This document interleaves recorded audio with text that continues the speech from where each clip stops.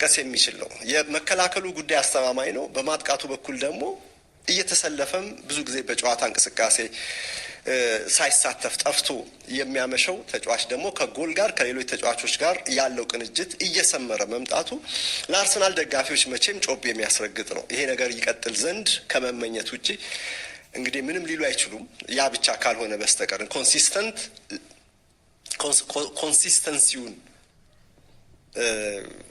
ካልሆነ በስተቀር ይሄ ነገር ተስፋ ሰጪ ነው። አሁን የልጁ ኮንፊደንስ በተለይ ዛሬ ታትመው በወጡ ጋዜጦች ላይ ጋዜጣን እንላለን እንጂ ጋዜጦቹ የራሳቸው ፖድካስቶች አላቸው። አሁን መቼም ዘርፈ ብዙ የሚዲያ ዘመን ነው እና በሁሉም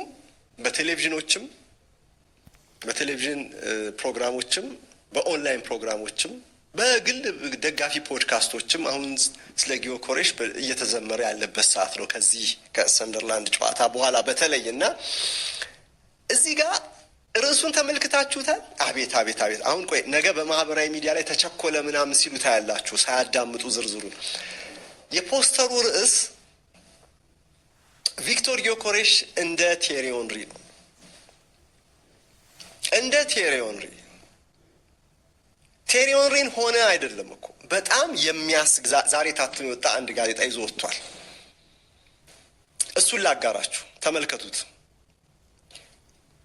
እነዚህ የምትመለከቷቸው አሁን የምትመለከቱት ይሄ ጋዜጣ በዚህ በቪክቶር ጊዮኮሬሽ እና በአርሰናልና ሰንደርላንድ ጨዋታ ተከትሎ የተጻፈ አስተያየትና ይሄ አስተያየት አዘል የጨዋታ ሪፖርት ነው እና ቪክቶር ኦን ኤ ፓዝ ሲሚላር ቱ ገነርስ ስኮሪንግ አይከን ቲየሪ ኦንሪ ይላል። በአንድ ጊዜ ኦንሪ መሆን አይቻልም።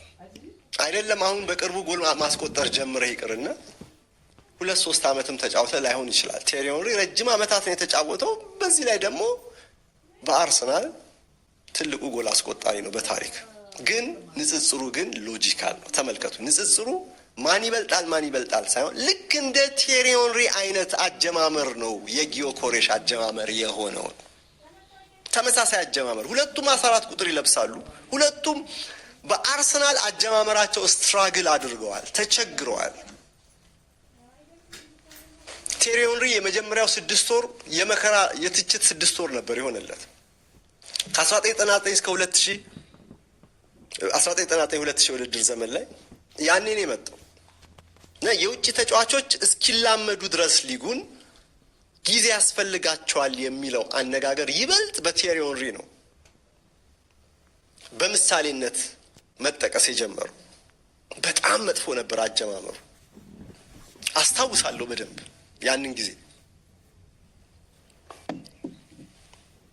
የአሁኑ ትውልድ በወቅቱ ላይቭ አልተመለከተም ሊሆን ይችላል እና ቲየሪ ኦንሪን አሁን ሆኖ መለስ ብሎ ሲያስበው በአርሰናል እነዛ ድንቅ ጎሎችን ሲያስቆጥር ከጅምሩ የሆነ ይመስሏቸዋል። ያ ከሆነ ተሳስታችኋል። የአሁኑ ትውልድ አባላት ነው ብላችሁ መጀመሪያ ምን ይባል ነበር? ያኔ ሃይበሪን ነበር አርሰናል ቢጠቀም የነበሩ እና እኔ ደግሞ ፈረንሳይ ደጋፊ ሆኜ ነው ያደግኩት። የፈረንሳይ ብሔራዊ ቡድን የፈረንሳይ ተጫዋቾች ባሉበት ይሄድ ነበር፣ እከታተል ነበር። ያኔ እንዳሁኑ በስራ ቢዚ አልሆንም ያኔ እና ቲየሪ ኦንሪ ጥሩ ሲሆን ሱፐርስታር ነው ይሉታል። ጥሩ ባልሆነባቸው ጨዋታዎች ላይ ደግሞ አማተር ተጫዋች ነው ይሉት ነበር።